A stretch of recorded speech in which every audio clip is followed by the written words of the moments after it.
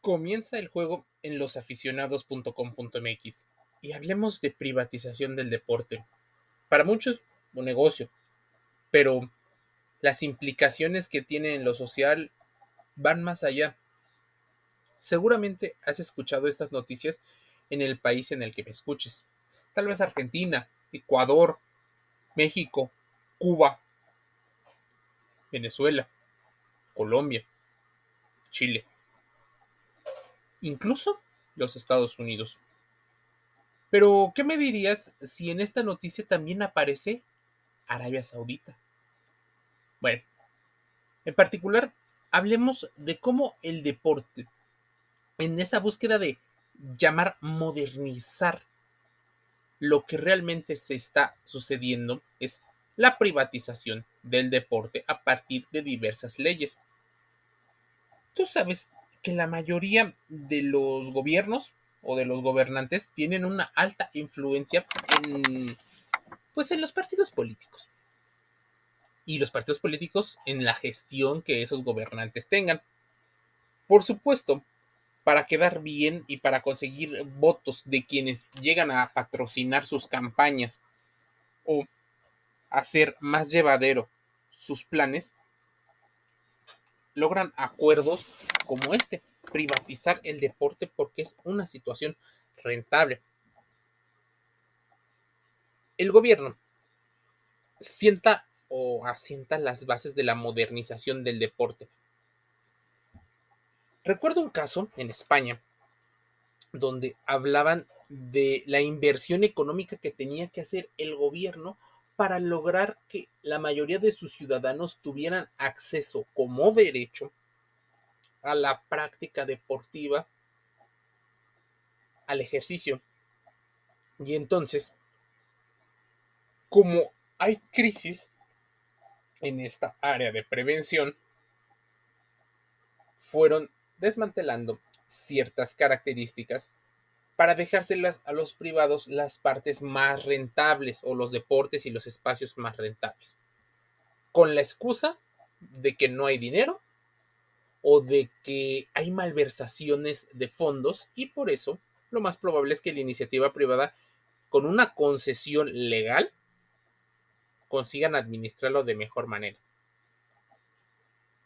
En esa ambiciosa renovación del sector deportivo en el siglo XX y XXI, se han ido perdiendo instalaciones a costos muy baratos por parte de los privados. Lo que se hace en esas concesiones que duran años, 10, 20, 30, 50 años, es cuotas de participación. El gobierno pone normalmente unas líneas muy escuetas, muy delgadas, sobre cuánta gente necesita participar en, pues, en la toma de decisiones o cuántos beneficiarios debería de haber de la comunidad. Por supuesto, esto solo es una cuota que cubren muy fácilmente las empresas privadas. Si hablamos de por qué la privatización del deporte es un negocio, tal vez tendremos que rozar también temas de justicia deportiva que proponen mermar los derechos de los federados. Dejar en claro o aclarar las cosas, por supuesto, no es cosa sencilla, porque hay muchos intereses, porque seguramente la mayoría de las personas quiere hacer un ejercicio un tanto elitista, en el cual solo unos cuantos individuos pueden acceder a la información. Saben a quién preguntarle, con quién acercarse y por supuesto ahí uno de los grandes negocios. Si fuéramos muy inteligentes, el sistema actual público pudiera ser una especie de farsa o de simulación de democracia, en lugar de proponer mejoras para mejorar la práctica deportiva de la sociedad, lo que va haciendo es privatizando el medio y no mejorándolo. De hecho, la mayoría de los privados no pretende tampoco masificar el deporte, a menos de que sea su modelo de negocio. Aunque realmente se han dado cuenta que la expansión de la práctica deportiva haría que se tenga que abaratar los costos de muchas de las acciones que ellos llegan a tener. Por eso, tener varios clubes privados es mucho más rentable porque no necesitan tener tantas instalaciones, no necesitan darle tanto mantenimiento y eventualmente los mantienen en una constante recaudación de dinero. En un caso, en México, que fue eh, polémico, se fue una concesión por más de 50 años y se privatizaron más de 80,000 metros cuadrados de una ciudad que era la ciudad deportiva. Ocupar, por ejemplo, el 60% de un predio, esto es eh, difícil. Sí, pusieron eh, canchas de fútbol, autobuses de turismo, maquinaria pesada, se encuentran todos bajo investigaciones, pero las investigaciones a veces quedan truncas tras un nuevo ciclo de legislaciones. Por supuesto, favorecer a ciertas empresas con una concesión que llegaron primero y tal vez como único postor. Imagínense, hay un equipo de béisbol ahí involucrado y se realiza muy cerca de lo que tú conoces como el Autódromo Hermanos Rodríguez, sede de las carreras de Fórmula 1 en la Ciudad de México. Ahora, a través de esos convenios, béisbol y a través de convenios permitieron la privatización del 70% de la zona deportiva más grande de la capital mexicana. Tal vez se tuvo un manejo discrecional, un manejo de recursos públicos y obras que se quedaron inconclusas o que se beneficiaron de la anomalía, de los conflictos legales, de un incluso eh, idea de mejorar. Pero hoy en la Ciudad de México no se practican más deportes, según hablan los diversos artículos. Jamás se vería beneficiado la población. Hablemos del caso de Argentina, que por decreto se privatizó el deporte. ¿Con qué intención? Bueno, el negocio. Creo que no hay otro de negocio. Se firmó por decreto la Secretaría de Deporte para la venta de distintos predios deportivos a cargo del Estado, en el marco de un ajuste que algunos economistas llaman ajuste neoliberal. El Fondo Monetario Internacional pidió dinero y el gobierno, como está tan endeudado, empezó a vender lo que puede y lo que tiene.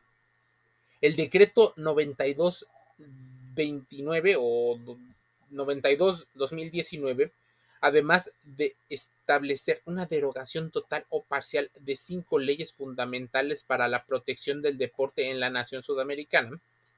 Estas legislaciones contemplan la cobertura social de deportistas, el sostenimiento financiero del Ente Nacional de Alto Rendimiento Deportivo, el ENARF, y las comisiones nacionales de automovilismo y motociclismo deportivo, entre otras.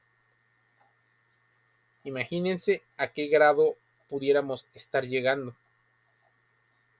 Existen artículos donde hablan que la desfinanciación del deporte ha sido constante desde el inicio de algunas administraciones, donde la reducción presupuestaria en esta área ha sido el marco de la política. Pero imagínense, por un lado, en Argentina, les quitan presupuesto debido a la crisis económica del país, y en otro lado, aunque aumentan el presupuesto, la transparencia de dónde quedan los recursos no queda clara, y aparte, las personas protestan, se molestan, porque eventualmente la ciudadanía pide claridad e incluso exigen a sus autoridades y a los beneficiarios de este dinero cumplan con la labor social de fomentar las actividades físicas, deportivas y recreativas que por derecho tienen en algunas regiones del planeta. En cualquiera de los dos casos, el deporte se está privatizando y lo único que está ocurriendo es que las personas están sufriendo la nueva pandemia, la pandemia de diabetes, obesidad e hipertensión. Nadie le va a echar la culpa a la industria alimentaria porque de alguna manera es una industria muy poderosa. En el mundo del entretenimiento y en el sportainment, nadie se va a acercar. En las áreas médicas colaboran, pero simplemente no se quieren meter. Entonces, ¿de quién es responsabilidad las modificaciones de las leyes de deporte que se sacan en diversos países? Bueno, seguramente de los mismos gobernantes a los que se decidió poner o entre ellos tomaron decisiones. Ahora te voy a hablar de un caso en Arabia Saudita, pues se aprobó la privatización de los clubes deportivos. Seguramente has escuchado el nombre Mohammed bin Salman, el príncipe heredero y ministro del reino. Anunció un lunes, me acuerdo, un proyecto de crecimiento exponencial de los deportes. Es más, en ese proyecto invitó al sector privado a que invierta en los clubes deportivos del reino y cuya frase de adjudicación a las compañías comenzará en el último trimestre del año, informaron fuentes oficiales. En un momento en el que se espera que varios astros del fútbol militen en las filas de clubes saudíes, de equipos saudíes, ya llegó N'Golo Kanté, ya llegó Kubalini, el que jugó en Chelsea y Napoli, ya llegó Karim Benzema, ya llegó Cristiano Ronaldo, y así seguirán llegando jugadores. Talisca estaba, que es un buen jugador, David Ospina. Bueno, el proyecto consta de dos componentes principales. El primero implica la aprobación de empresas y organizaciones del sector público que inviertan en clubes deportivos, con importantes inversiones correspondientes al valor de cada club. El segundo componente implica la privatización de clubes deportivos a partir del último trimestre del 2023, y estos proyectos fomentan las oportunidades de inversión y un entorno de inversión atractivo en el sector deportivo, impulsar la profesionalización y la sostenibilidad financiera de los clubes, así como mejorar la competitividad y la infraestructura de los clubes. Si te das cuenta, todo lo estamos hablando de clubes, o sea, el negocio de los privados. Porque por más que creas que una selección nacional, aunque se cuelgue de los colores de la bandera, no son un ente público, son un ente privado. Así que la FIFA, eh, el Mundial de Clubes, es un juego privado. Así que cuando te pones a pensar en a quién le estás yendo a una empresa privada. Estás defendiendo porque han sabido hacer negocio con la identidad, utilizando en algunos casos la privatización de lo que era público o en unos casos utilizando infraestructura pública a partir de una renta muy baja. El gobierno lo que hace es incentivar que lleguen esas inversiones en búsqueda de generar empleo. Lo más curioso es que no se sabe después cuánto empleo se genera. Tampoco se sabe si se deciden poner escuelas que fomenten el deporte en la región, porque podrías tener un entretenimiento. Y sí, el entretenimiento ayuda muchísimo a detonar actividades económicas como el turismo, como también ayudar a la paz social, incluso al entretenimiento y a la distracción de las tensiones. O sea, pan y circo. Pero la privatización del deporte va muchísimo más allá.